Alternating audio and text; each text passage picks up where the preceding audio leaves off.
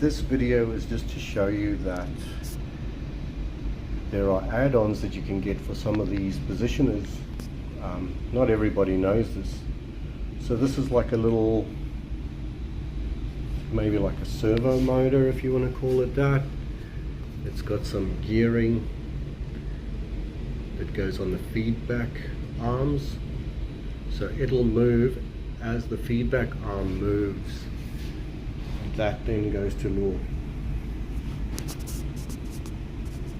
PC board, and there's two variable resistors there you can see, and that is a zero and span adjustment, and that is to span and zero this unit so that it gives you feedback.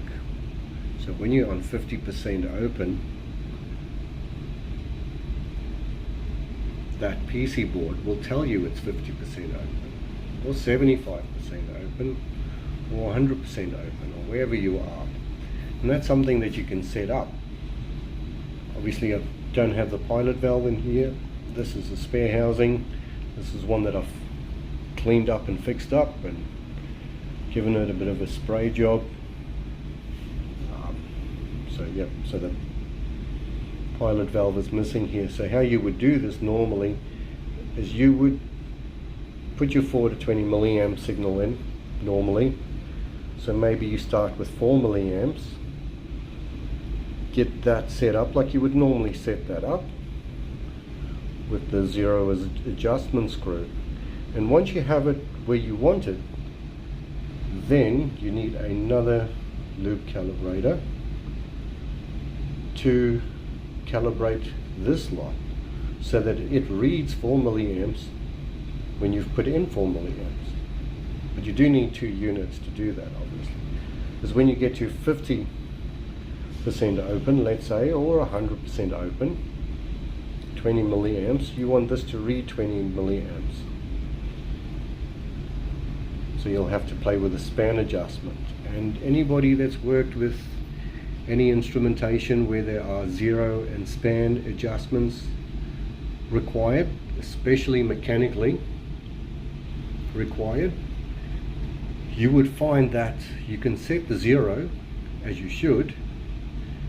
When you're done looking at the span and you've changed the setting on the span, when you go back to the zero, you'll 99% of the time you will find that that zero will be off, and you'll have to re-zero it after you've spanned it. And that's true for pretty much every mechanical zero span. Well, I call this mechanical. It's not electronic. It's not like pushing a button or going into a heart enabled menu where you can just say, yep, there's zero here and this is the span, and you're done with it, and it sorts itself out after that. These ones don't do that. If you do a zero adjustment, you have to redo the span. It's the same with a positioner in general. If you've set the zero and you have a look at the span and you realize, well, this span is out, someone else might have put it out, maybe the setup that you have is not very standard, you don't have 90-degree movement and stuff like that. And when you start playing with the span adjustment, you will find that the zero will be out. So just in general, when you have zero and span adjustments on anything, you always start with a zero and you end with the zero. If you want to start with a span, that's fine, but definitely you have to end with a zero adjustment. You can go back and forth then between zero and span to check it, but if you haven't made any changes, you can leave it as is, doesn't really matter. But when you're making adjustments, then you have to do the zero adjustment last. That's the last adjustment that you can make on anything like this, just as a general rule. Yeah.